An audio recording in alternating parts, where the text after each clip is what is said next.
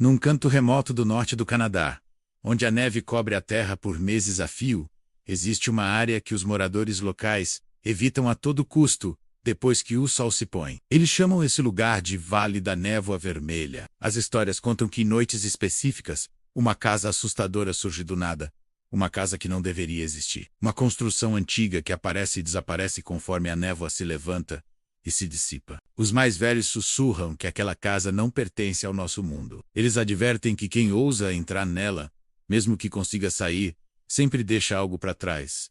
Uma parte de si mesmo que nunca mais retorna. 2 irmãos, Elias e Noah, cresceram ouvindo essas histórias. Nascidos e criados num pequeno vilarejo próximo, eles sempre encararam os contos como puro exagero, superstição de gente antiga. Para eles, eram apenas lendas criadas para assustar as crianças. A descrença dos dois, no entanto, foi abalada quando um amigo da família desapareceu misteriosamente ao cruzar a estrada que cortava a floresta. O carro dele foi encontrado abandonado, com as portas escancaradas, os faróis ainda acesos e o rádio chiando, sem sinal algum da pessoa. A polícia, sem encontrar pistas, concluiu o caso como hipotermia, uma explicação que os habitantes locais jamais aceitaram. Eles sabiam a verdade. Determinados a provar que tudo não passava de um boato infundado, Elias e Noah decidiram enfrentar a floresta e os seus segredos. Armados com lanternas potentes e uma câmera para registrar tudo,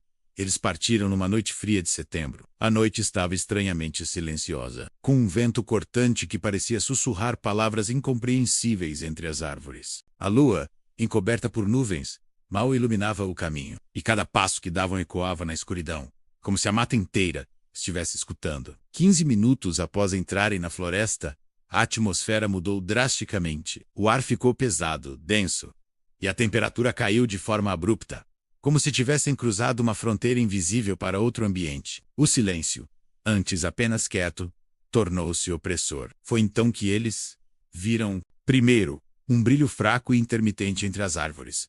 Uma luz vermelha pulsando lentamente. Noah, tentando manter a calma, riu e sugeriu que poderia ser apenas um acampamento. Mas aquela luz era diferente. Ela parecia flutuar, mover-se de forma orgânica, como se estivesse respirando. Logo em seguida, a névoa começou a se formar, rastejando pelo chão. Era uma névoa fina, mas de uma cor vermelha perturbadora, subindo lentamente pelos pés dos 2 irmãos. A câmera de Elias, que até então funcionava perfeitamente, começou a falhar, a tela tomada por linhas e ruídos estáticos. E foi nesse exato momento que eles a viram. A casa, uma construção velha, de madeira escura, que não constava em nenhum mapa. Não havia história de sua construção, nem qualquer motivo para estar ali, onde não existia nada. As janelas eram buracos negros na fachada.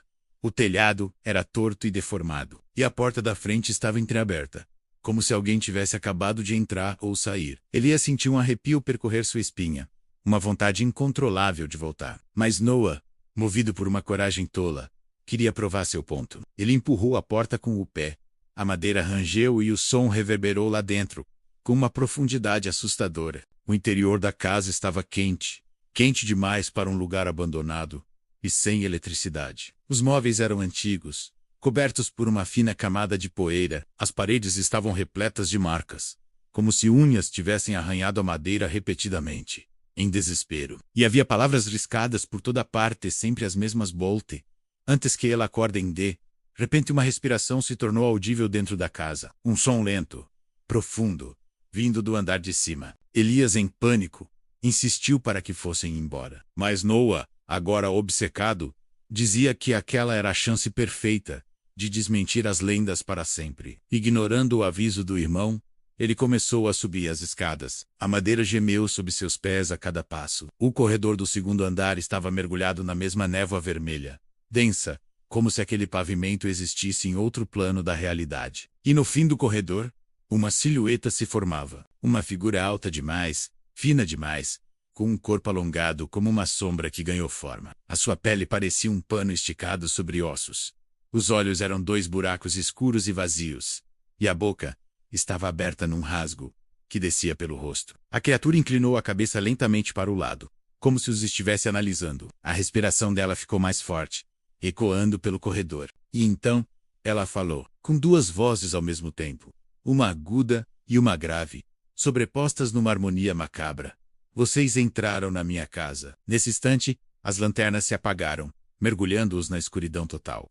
Noah ficou paralisado de terror. Elias, agindo por puro instinto, agarrou o braço do irmão e o puxou. A criatura moveu-se com uma velocidade impossível. O chão da casa tremeu, como se a própria estrutura estivesse viva, respirando com a entidade. A névoa vermelha subia, agarrando-se aos tornozelos dos irmãos, como mãos geladas. Eles correram desesperadamente, descendo as escadas aos tropeços, enquanto a criatura os seguia de perto, flutuando sobre o chão, sem peso algum. Ao chegarem do lado de fora, ofegantes, eles perceberam que a casa parecia diferente, maior, mais funda, mais escura do que antes. A névoa estava densa, mas, por alguma razão inexplicável, um caminho estreito se abriu à frente deles, como se algo quisesse que eles fugissem, naquele exato segundo. Elias arrastou Noah pela mão, e eles correram sem olhar para trás, até alcançarem a segurança da estrada. Quando finalmente criaram coragem para se virar, a névoa tinha desaparecido. E a casa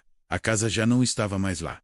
Não restava absolutamente nada, apenas o silêncio pesado da floresta. Noah nunca mais foi o mesmo depois daquela noite. Ele passou a escrever símbolos desconhecidos em cadernos, a falar sozinho durante as madrugadas e a encarar a porta de casa por horas, como se estivesse esperando que algo ou alguém viesse buscá-lo. Elias tentou esquecer, mas não conseguiu. Anos depois, mais pessoas começaram a relatar a mesma visão, uma luz vermelha pulsando no interior da floresta. A casa tinha voltado, porque a casa não é ficha. Ela aparece onde sente o eco do medo, e toda vez que ela surge, alguém desaparece. E mesmo aqueles que conseguem escapar, como Noah, deixam algo de si para trás, uma parte da sua alma, para sempre aprisionada naquele lugar. Então, se um dia você estiver viajando pelo norte do Canadá e vir uma névoa rasteira atingir o chão de vermelho, não siga a luz, não entre na mata, e jamais, sob nenhuma circunstância, atravesse a porta de uma casa que não deveria estar ali, porque algumas portas, uma vez abertas, nunca se fecham por completo.